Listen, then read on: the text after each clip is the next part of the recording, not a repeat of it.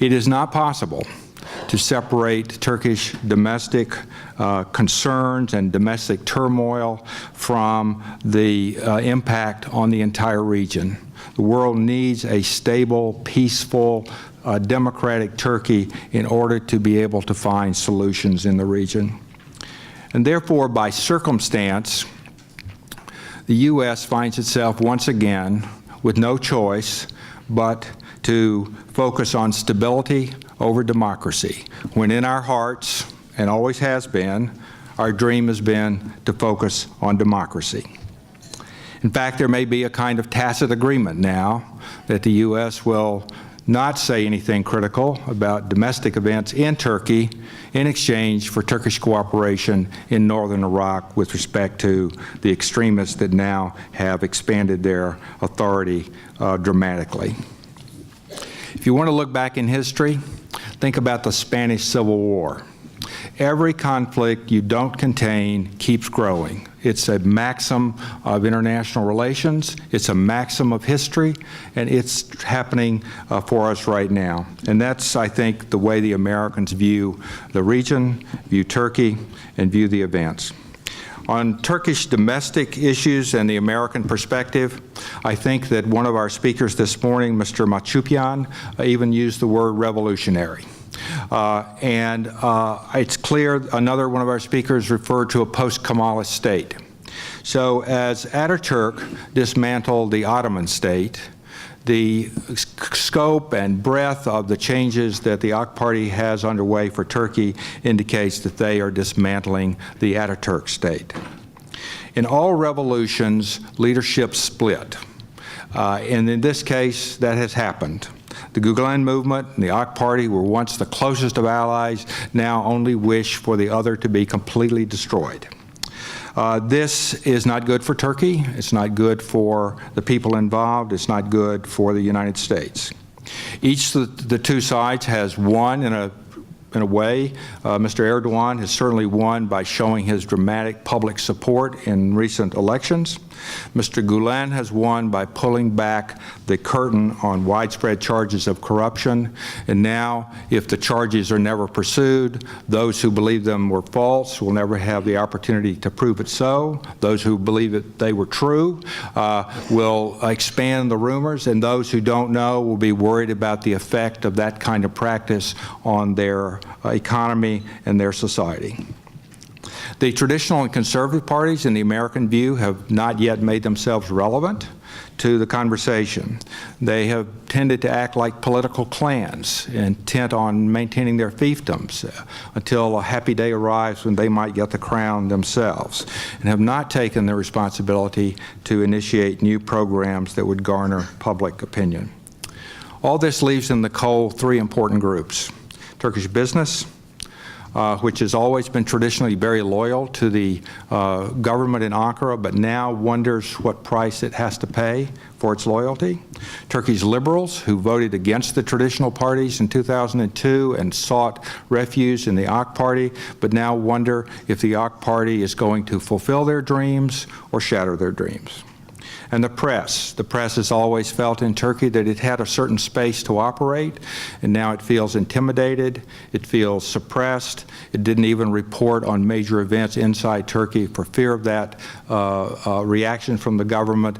And these groups really don't know where to go now, and they form important elements of Turkish society. Thirdly, reflection. For the U.S. informed public, Turkey, unfortunately, is losing the battle of public opinion.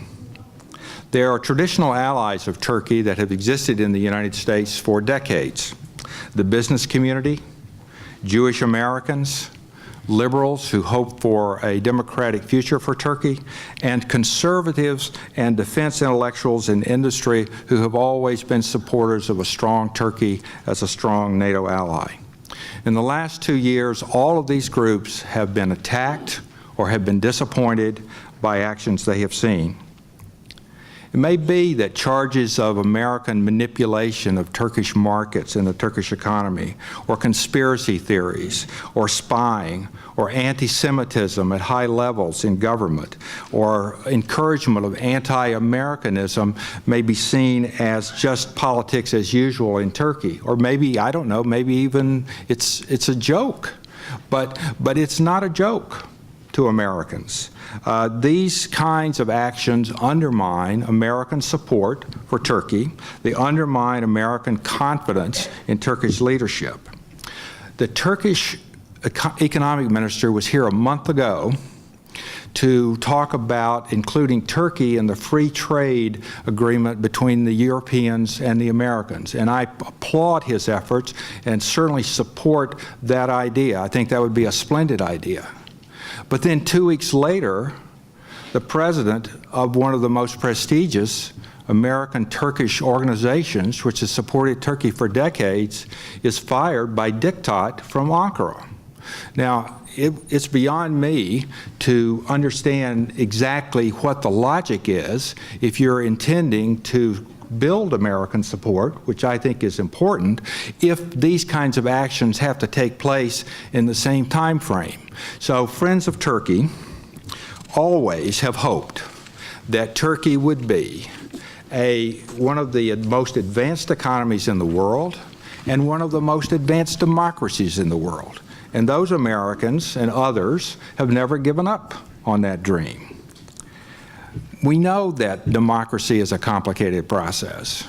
We know that it really isn't about absolute rule by a majority. We know that strong legal protections are required against the state, and the state has to enforce those protections against itself. There have to be protections for institutions, academia, judicial and otherwise. Excuse me. There have to be protections for a free press. That's the way a vibrant democracy works.